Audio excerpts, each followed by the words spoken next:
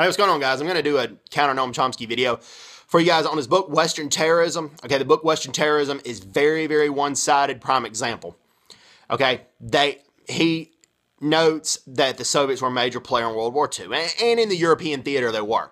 But the Pacific theater of World War II, the Soviets did not even fight Japan for 1 year. And in order for them to enter the war, the United States had to give the promised Soviets of Sakhalin and the Kuril Islands. And also, when the Soviets entered China, you can read this in the book Wild Swans, about women who grew up in China under China's Japanese occupation, the Kuomintang regime, as well as the Chinese Communist Party regime. Okay, when the Soviets came through China, they raped a lot of women, they looted a lot of villages, they burned a lot of villages, and a lot of Chinese people were very, very scared when they saw a white person because they saw the brutality of the Soviet soldiers when they came through China. There's no mention of that in Chomsky's book, Western Terrorism. Okay, also, they mentioned that the Soviet military intervention in Afghanistan should have not happened, but at the same time they said it increased women's rights. Women had the most rights during that time. Okay, women had the most rights in Iran when the U.S. overthrew the 1953 parliamentary government of Iran. And women enjoyed most of the rights under the Shah dictator that the U.S. and the U.K. largely put in.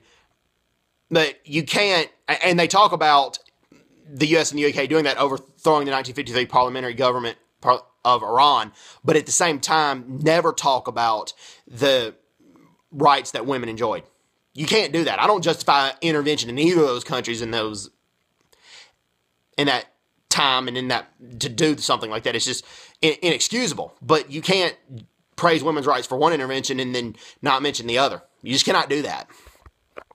All right, no mention of that. And he also does not note that during World War II, the United States supplied the Soviets a lot of their equipment, and they sold the Soviets a lot of their equipment at a very generous price, just simply for the war effort. Conservative historian Larry Schweikart really notes that in his book, A Patriot's History of the United States, and he goes into very, very specific detail on that. And you don't hear that or read that in Chomsky's book, Western Terrorism. You just don't. And that's why I personally did not like the book. I purchased it, I read it, but those are the main reasons I didn't like the book. So, also,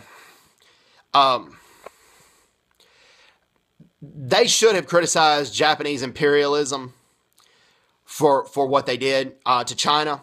I'm not saying that, but they do not criticize any of Mao Zedong's Cultural Revolution or Great Leap Forward.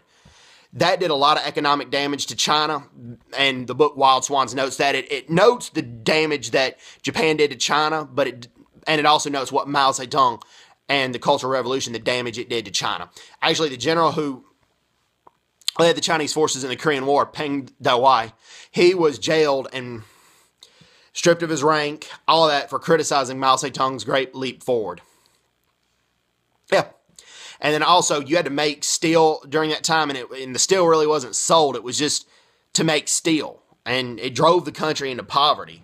And there was a lot of ridiculous things that you had to do during that time. Also, the government was increasingly suspicious. They knocked on everybody's door, threw even the most loyal party members in jail during the Cultural Revolution. Chomsky does not mention that. And you can find all the facts in the book Wild Swans for that. And it's a really good book, and I highly encourage people to read it. So, anyway, hope everybody's doing well. Take care. God bless, and bye-bye. Bye-bye.